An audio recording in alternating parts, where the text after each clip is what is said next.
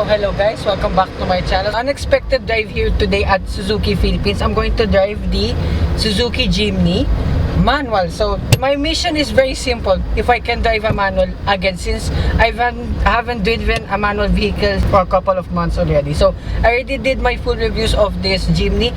Check them up on my channel. I did one exactly almost a year ago, and I driven the specific one of riding and tandem's Jimny. That's their daily car.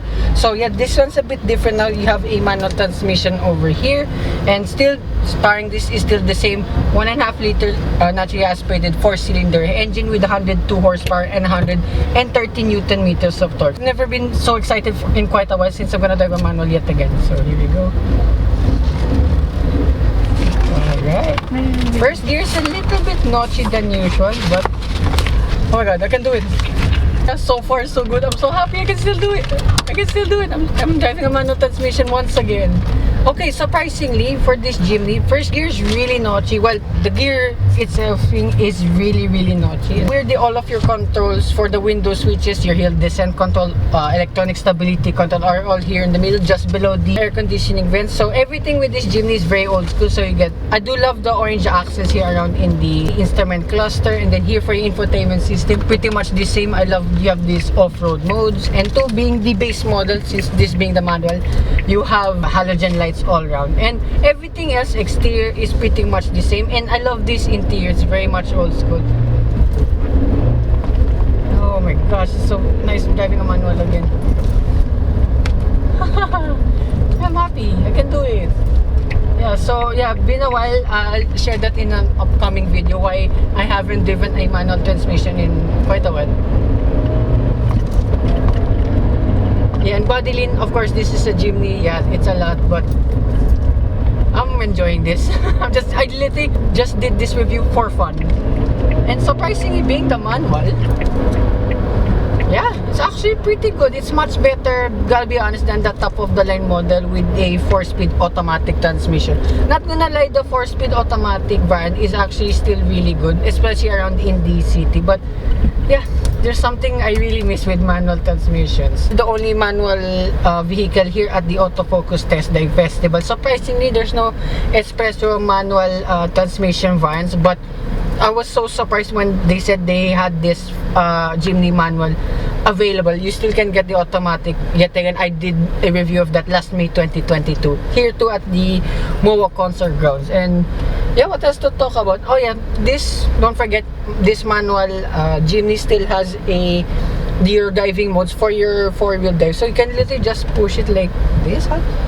Sorry, being the automatic, you can just flick it up and down, but for the manual you have to engage the clutch, and then there you can engage 4-wheel drive, and then press it to engage 4 low. But let's just leave it at 2-wheel drive mode since we're just driving here around in the city. And then yeah, this being a 2-door only and a very small vehicle, yeah, space in the back is actually not so bad. Yeah, so red here in the back, I think 5'8". Yeah, even in my driving position he can fit in the back easily. Yeah, that's a little bit of a drawback with this Jimny. I mean, yes, you can fit at least maximum 4 people here. No wonder a lot of people said this is a 2+2 vehicle, because you literally can just fit 4 people here. I'll try out soon with my friends if 3 skinny people can fit in the back. But the drawback for this, yes, the practicality. You cannot fit much there in the boot, but you can fit a lot of soft bags, at least in a full-size umbrella. That's pretty much it. And what else to talk about here in the interior? Yeah, it's very utilitarian, but I really love the visibility of this Jimny because it's so small, but you have a very high commanding position. And then what else here in the infotainment system? You have Apple CarPlay, Android Auto, pretty much complete surprisingly, and the response time of this is pretty good.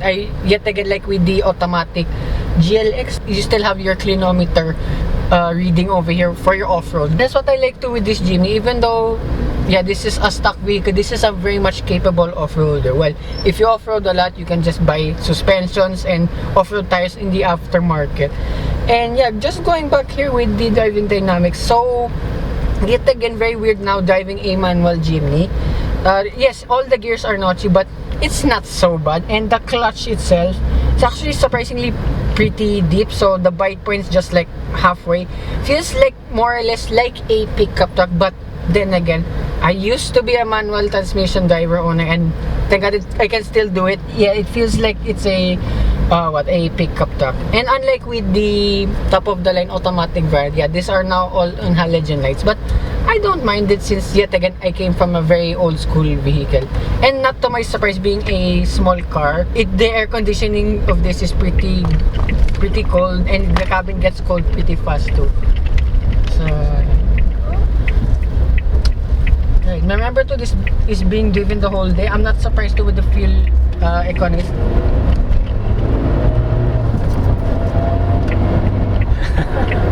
Right, that's what I noticed. The flywheel of this is pretty heavy too, because the throttle, it feels very heavy too. So actually it's as well a very long throttle pedal. I mean, I can see why, because if you're planning to off-road this, you're gonna need a lot of throttle inputs, and then you're just driving around sensibly 30-40 kilometers per hour. And VH, yeah, I don't mind it. It's not so bad yet again, given what this is, by the way. And then third to fourth, okay, yeah, not so bad too. U-turn test, okay, pretty decent. I mean, this is a small vehicle anyway, but you gotta watch out though for the body roll of this at highway speeds. That's why I wanna let out of this, because I'm very curious on how this will perform when I have this for a longer time. So fun driving a manual again. I actually prefer this manual Jimny, not gonna lie, over against the automatic, although I would still consider the automatic because you get all the more features than usual, and especially for off-road stuff, and more safety features. I just put it here all on screen. Being too driven the whole day, not to my surprise, it's still fuel efficient. So 9.8 liters per 100 kilometers. That's like almost 10 kilometers per liter.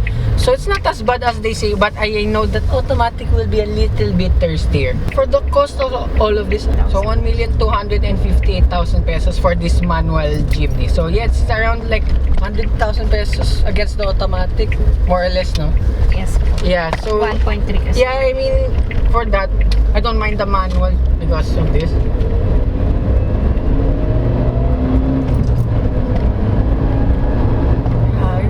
That's not actually not so bad. It's better, it performs better than I expected, and yeah, for this money, I guess it's pretty much worth it, because again, a lot of people buy this as a lifestyle vehicle.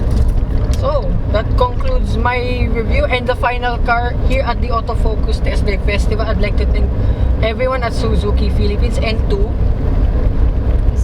Miss Marah of Suzuki Pasig. So actually, I'll be doing content there very soon too. With the Suzuki, I've always wanted to drive too.